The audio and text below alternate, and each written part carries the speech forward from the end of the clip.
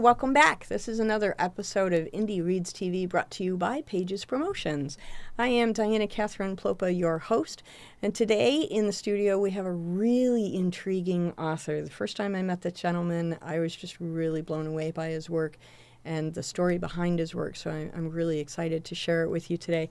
This is, push the right button, there we go, Mr. Mark Bello, and Mark Bello Esquire, correct?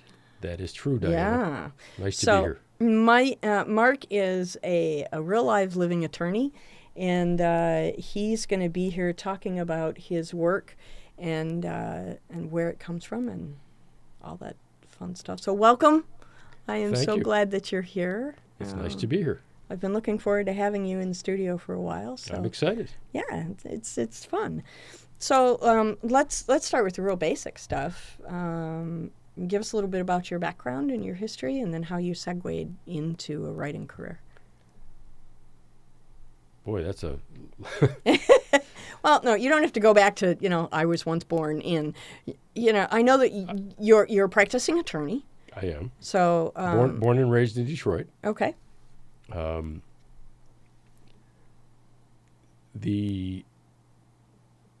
as long as I can remember, my parents basically, as the nice Jewish parents that they are, wanted me to be a professional. And for those of you who have a Jewish mother, my son, the doctor, is a real thing. It is a real thing, yes. The problem for me was science and math.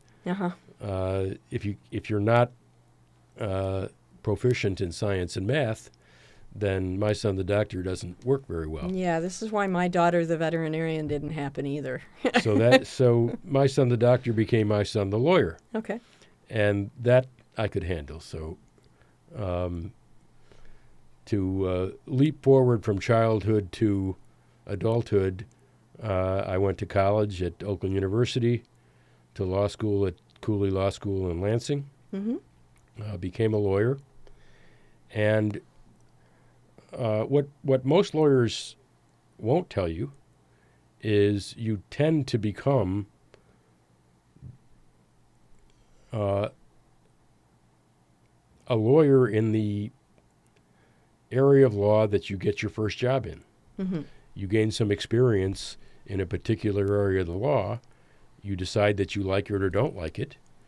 In this case, I liked it, and I became a personal injury lawyer. A lawyer who was involved in handling cases in the civil justice system. Okay. For people who don't know the difference, there's a criminal justice system and there's a civil justice system. Yes. Criminal handles cases where someone commits a crime. Civil handles cases where people sue each other. One of the cases that I handled years ago was a case involving 2 kids who got abused by a priest. Okay. And the case was, I would say, the case of my life. It consumed me for 4 years. I took depositions in 7 states. I chased witnesses who were reluctant to testify and cooperate. And at the end of the day, we did a nice job and got a nice result for our clients. When the case was over, I said one day, I think I'm going to sit down and write a book about this. Fast forward, Betrayal of Faith. And that is... See how great the segue that is? That resulted in Betrayal of Faith. So tell us about the book. So this is based on the case that you were involved with about a priest who was not appropriate with young children. And the process of that case led to this story? That is correct. Okay, and so is it nonfiction? Is it creative nonfiction, or did you take just the skeleton of the case and then build your story around it? The latter. Okay. It's highly fiction. It's a highly fictionalized account of the events of that case. Okay. And there's several reasons why I call it highly fictionalized. One of which is I created a clandestine CIA-type organization that handles these kinds of events for the church Okay. behind the scenes and makes sure that the cover-up is in place. That's Now, that's an approach that hasn't been taken in fiction before. I applaud you for doing that. The reason I did that is because that's what it felt like. Okay.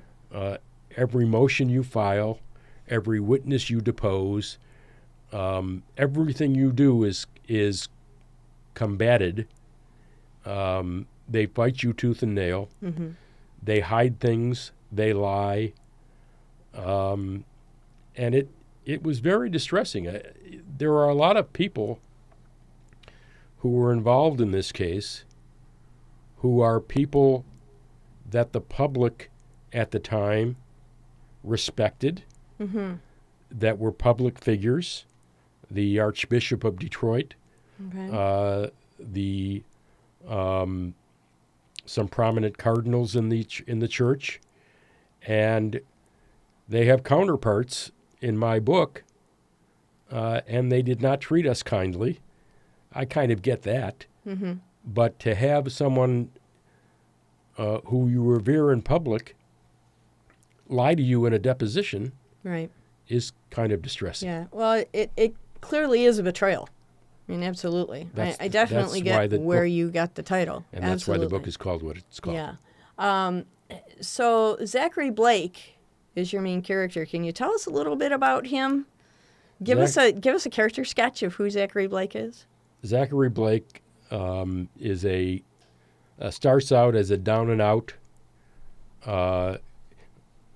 King of Torts type lawyer who was once on the Toast of Detroit, and a series of events causes him to have a great fall.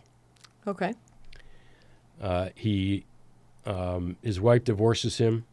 He's kicked out of his firm, and he ends up going to strip clubs and bars and essentially teetering on alcoholism, handling traffic cases, So it's assignments that the judges give him, and he screws those up, and he's basically on his last leg. And an old client, a woman by the name of Jennifer Tracy, who is the mother, a very heroic figure in my book.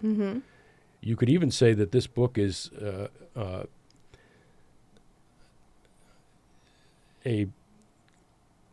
has a female protagonist.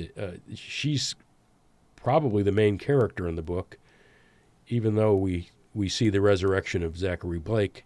right. And you'll see that as a theme in all of my books. The client is a principal character. Zachary is, in many ways, a subordinate character. So it sounds like Zachary Blake is really the catharsis for the story. He ends up being the vehicle by which you get to tell the story. Correct. Excellent. Okay. So this is the next book in the series, Betrayal of Justice.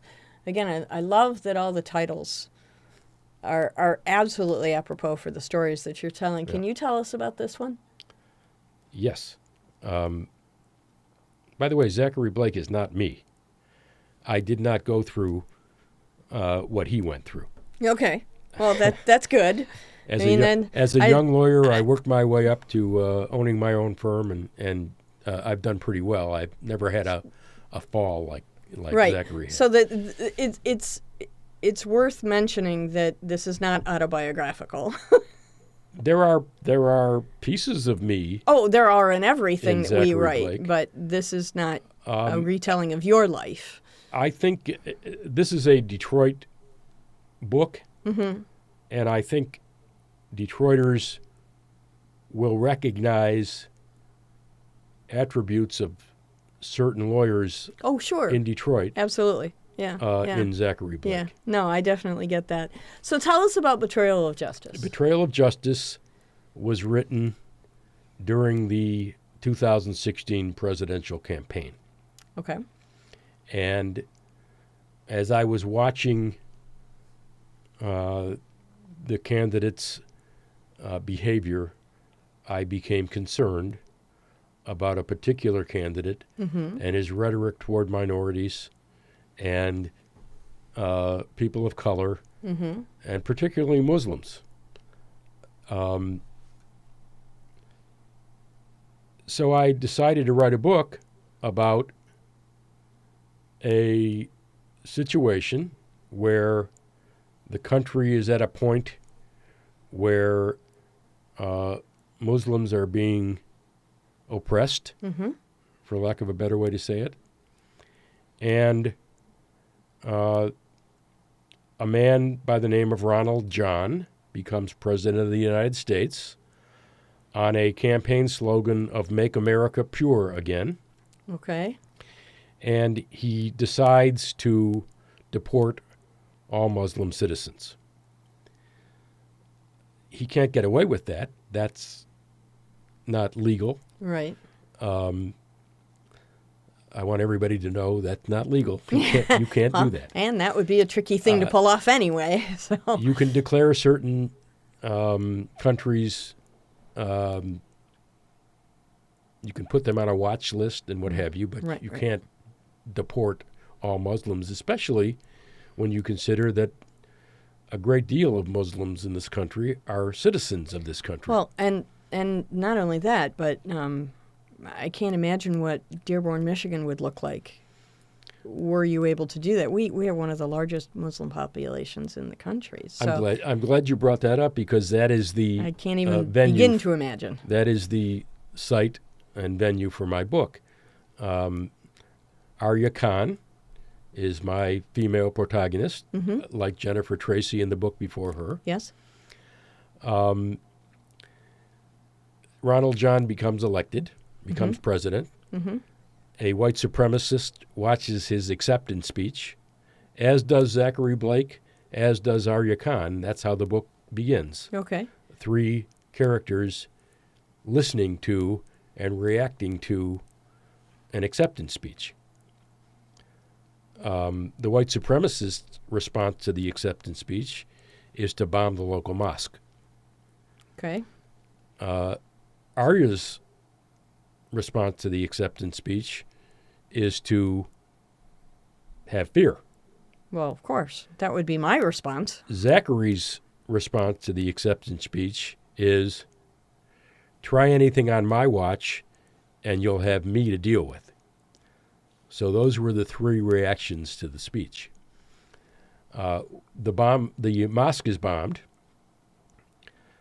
Arya doesn't believe that the Dearborn police are taking the crime seriously and trying to bring the killer to justice, so she decides to conduct her own little investigation. I'm not going to ruin the story for people. But, yeah, I don't want you to ruin it either. But she ends up finding out who the bomber is and follows him around and witnesses his murder. Okay. He's on his front porch, dying, and she, being the nice woman that she is, goes up to him to render aid. She is caught hovering over his body, holding the bloody knife. And hence the red herring. Hence her need for Zachary Blake. Right. And that is the premise of the book. So let me ask you, I know you have other books in this series. Correct. So these are the first 2. So these are the first 2, and there's 6 in the series now? There are 6, and I'm working on a 7th. Okay. And we don't have the cover art for the other 2, but here's what I want to ask you. In these first 2 books, at least, you're doing an interesting thing, creating almost teams of protagonists, right? A female and a male character, and they're working together in a sense. Did you consciously say, okay, we have this attorney and we know who he is, but did you consciously then make your counter or your co-protagonist female? Did you do that purposefully, or did that just come organically through the writing process? Because now you've done it with the first 2 books. That's why I'm wondering if this was was it a planned plot device, or did it just happen? I would have to say it just happened. The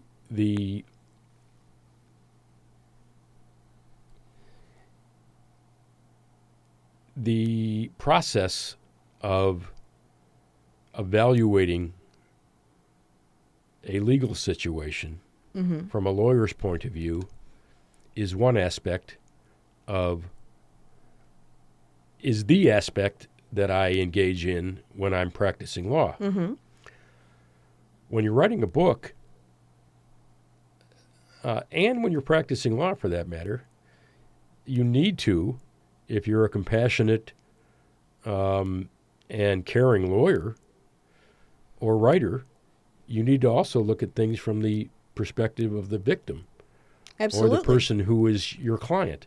Yeah, So, absolutely. I agree. You I have to don't- look at it from just like as writers, we have to look at situations from the antagonist's point of view as well. And I did. I don't think I can answer. I can say to you that I consciously did it. Okay. I think I did it because it It's kind of fit. happened automatically. Yeah, it was a good fit, and it was part of the story that organically grew out of it. So when you sit down to write your novels, do you plot them out? Are you an outliner, or are you just a person who sits down with a story idea and then you just free write? I'm absolutely the latter. Okay.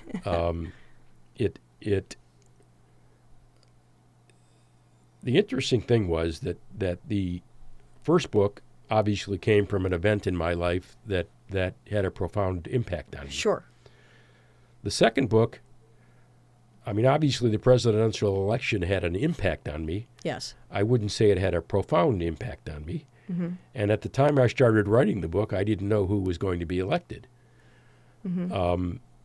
I get accused a lot, not surprisingly, I guess, but I get accused of doing a hatchet job on our current president. And my Yeah. response when people ask me that question is, no, I didn't. I wrote a book about a president who the candidate for the presidency acted like. Right. He had an opportunity in 2016 when he got elected to become somebody different Right. than my book portrays, and he chose not to. Right. And Now my president in Betrayal of Justice is a worse person and a criminal, far worse than our current president. Okay. He is not a caricature of our current president. Right. So He's it's his own about character. right. It's about creative license and about taking the story in the direction where the story organically needs to go, to come to. What I like to tell people is I didn't mimic the president. The president mimicked my character. Right. Okay, that works. So you're writing legal thrillers, which is Yes. fabulous, and they're Legal and political, I would say. right. Do you have any ideas about writing in other genres? Are there any thoughts about branching off and doing something outside of that realm? I'm not sure I'm talented enough to write in another genre. Betrayal of Faith is kind of John Grisham meets Dan Brown. Okay. There's a religious mystery aspect. Sure, because you've got that subversive organization involved. Correct. Yeah. Betrayal of Justice is kind of John Grisham meets Vince Flynn. Okay. There's terrorism involved. There's politics involved. It's different. Betrayal in Blue, which is the third book, is kind of a follow-up to Justice. It also involves white supremacy. The reason for the title is that the terrorist escapes an event where the police stop a terrorist act, again directed at the city of Dearborn and the Muslim population. He's chased down by one of the characters in Justice, a character who has a metamorphosis, from being a bad guy in Justice to being a good guy in Oh, good. in I Blue. love line jumpers. Line jumpers are so much fun to read about because you get to see that He has that transition of character, and that's real people. So those are fun to read when you get to read about a line jumper that goes from negative to positive or vice versa. It's really intriguing to me because it gives you an opportunity as the author to write more about the human condition. And there's a very he undergoes a very interesting transition between angry, cynical cop to caring public citizen. Excellent.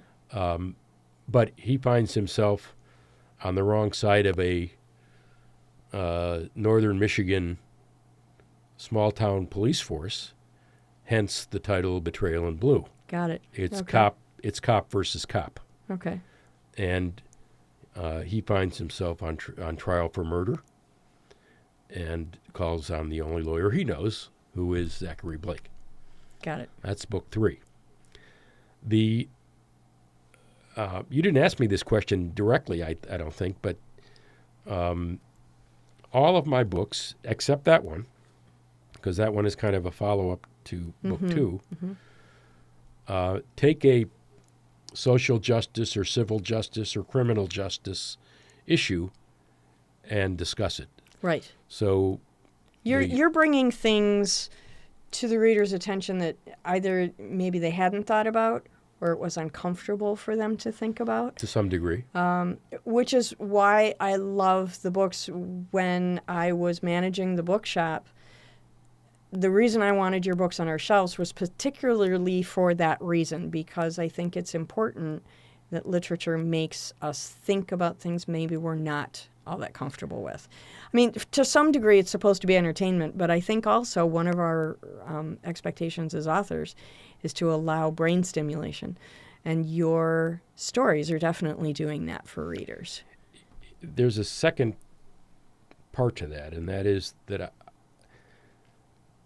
as a lawyer in the system, I know how victims are treated. Mm-hmm.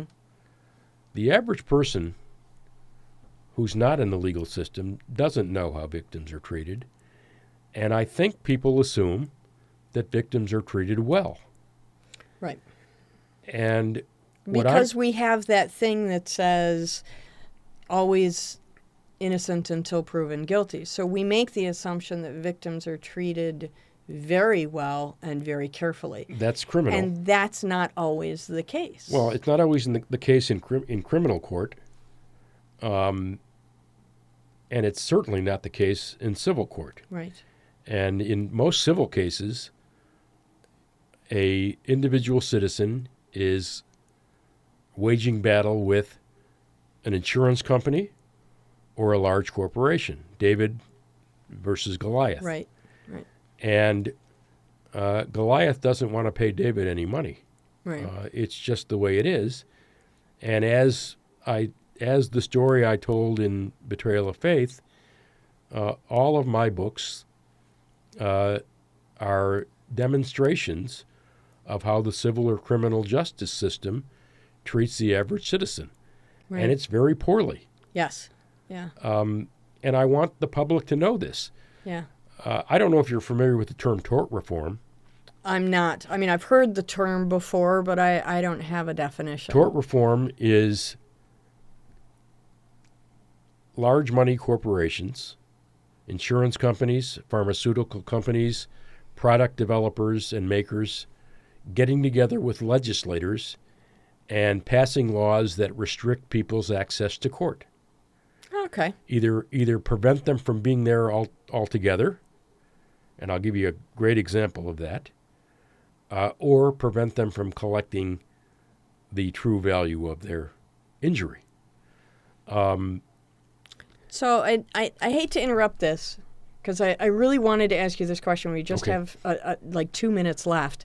Really? Yeah, I know. Time goes this is so- really, this really is so fast. fun. I know, it is fun. And I will have you back again Okay. because I want to talk about the other books in the series. The big question I have, and we have literally 2.5 minutes, is how has Zachary Blake changed so far over the course of your books? What do you think is the biggest character change that he's made so far? He's much more confident. He's much more powerful. He's regained his moxie. Okay. He is the king of Detroit again. So he's kind of refound his purpose Correct. through walking through these cases and Correct. finding a reason, again, to be an attorney. He's who I, for 42 years, have always aspired to be. How nice is that? Yeah. Very cool. He's the kind of lawyer that I would have liked to have been in my career. I wasn't a bad lawyer, and I've had a good career, but he's an exciting guy. So, If I can quickly tell you about the fourth book, it's Yes. called Betrayal in Black. yes. It's coming out right before Christmas, Okay. and it's about a police officer shooting a black citizen in a fictional downriver Michigan town, and how the civil justice system handles those kinds of cases, how the criminal justice system handles the cop, and how the community, white and black, handle the incident.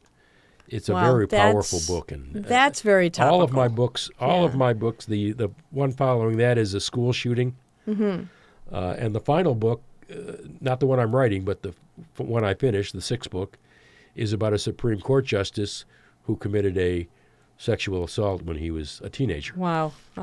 This is like, headlines. Ripped from the headlines. Ripped from the headlines, Law absolutely. and Order Wow, type. yeah. How cool. But it's all local, which is also very cool Yeah. for me. Yeah. Thank you so much for coming in. I'm sorry we have run out of time. I could sit here and talk to you for another 2 hours, and we will have you back to do just that. Happy to do it. Thank you so much for Thank coming you. in. I Thank you. appreciate your time. No problem. Have a good night. Bye, everybody.